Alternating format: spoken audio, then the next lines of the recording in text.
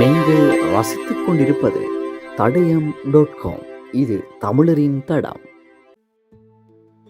உலகெங்கும் வாழும் தடயம் உறவுகளுக்கு வணக்கம். இன்றைய கவித்தடம் நிகழ்ச்சியிலே கரவையூர் தயா அவர்கள் எழுதிய அவள் யார் என்கிற கவிதையோடு நான் உங்களை சந்திக்க வந்திருக்கிறேன்.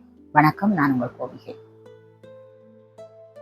அன்றொரு நாளுங்கள் வள்ளுவக்கிழவனின் அகந்தனில் புகுந்தவள் யார்? அன்றொரு நாளுங்கள் வள்ளுவக்கிழவனின் அகந்தனில் புகுந்தவள் யார்? அவன் பின்னர் இளங்கோ வழங்கிய சிலம்பினில் அறங்கள் மொழிந்தது யார்? அதன் பின்னர் இளங்கோ வழங்கிய சிலம்பினில் அறங்கள் மொழிந்தது யார்?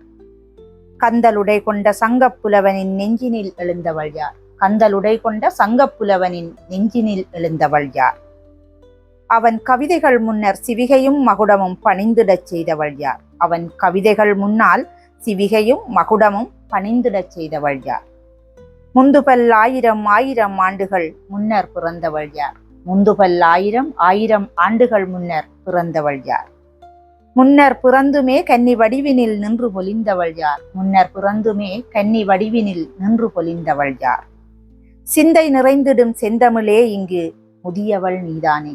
சிந்தை நிறைந்திடும் செந்தமிழே இங்கு முதியவள் நீதானே.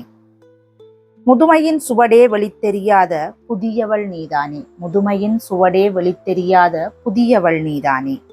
பரணிகள் எழுதிய புலவர்தம் கவிதைகள் பரன்களில் கிடந்தாலும், பரணிகள் எழுதிய புலவர்தம் கவிதைகள் பரன்களில் கிடந்தாலும், புலமையின் நயங்களை உணர்ந்தவர் வழங்கிய உரைகள் மறைந்தாலும், புலமையின் நயங்களை உணர்ந்தவர் வழங்கிய உரைகள் மறைந்தாலும், முரண்தொடை உருவகம் உவமைகள் எல்லாம் மறந்து கழிந்தாலும், முரண்தொடை உருவகம் உவமைகள் எல்லாம் மறந்து கழிந்தாலும், மனிதனின் அவசர யுகந்தனில் பழமைகள் மூச்சையடைந்தாலும், மனிதனின் அவசர யுகந்தனில் பழமைகள் மூச்சையடைந்தாலும், அறிவியல் கவிஞர்கள் எழுதுகோல் மறந்தொரு கணினி முன் அமர்ந்தாலும், அறிவியல் கவிஞர்கள் எழுதுகோல் மறந்தொரு கணினி முன் அமர்ந்தாலும், அவரவர் கவிதைகள் அறிந்திட தனித்தனி வலைத்தளம் திறந்தாலும், அவரவர் கவிதைகள் அறிந்திட தனித்தனி வலைத்தளம் திறந்தாலும், நம்மவர் கவிதைகள் நயந்து படித்திட கவிதை நூல் பிறந்தாலும், நம்மவர் கவிதைகள் நயந்து படித்திட